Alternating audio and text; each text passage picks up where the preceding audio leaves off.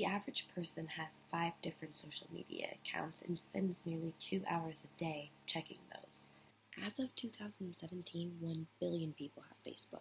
Back in the 70s, the average person saw nearly 500 advertisements a day. Today, that number has gone up to 5,000. We all know how frustrating it is when we're on Pandora and an ad pops up, or when we're scrolling on Facebook and somehow something that we mentioned the other day pops up on our timeline. Regardless of how the general consensus seems to be that we find the advertisements on social media annoying and somewhat creepy, people still do the same stuff.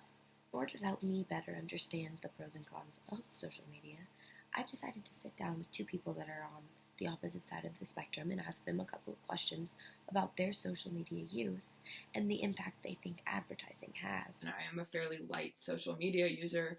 I think it's pretty hard to stay in touch these days without actually having those outlets, but I don't check them very often.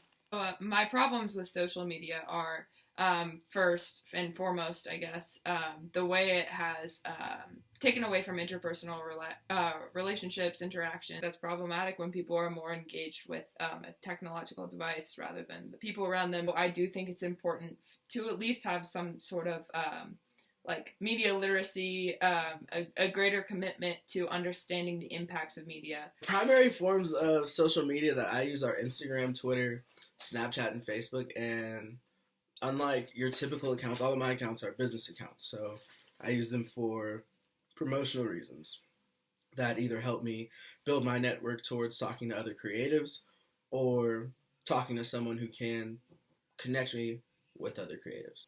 One of the primary advantages of social media is its accessibility to basic media and marketing tools. Those resources have benefited me because I can't afford to pay a firm or an agency to collect information for me or to create a target demographic or collect my analytical information. I just don't have those resources. So by those being provided for free, it gives me the same competitive advantage as some bigger, more established groups. What I found to be one of the most fascinating things about these conversations was that social media and advertising can truly benefit some people, like Noah, and have virtually no positive impact on other people, like Kaylin. I think the most important thing to remember about technology, social media, and advertising in general is that we just have to be responsible with what we choose to use.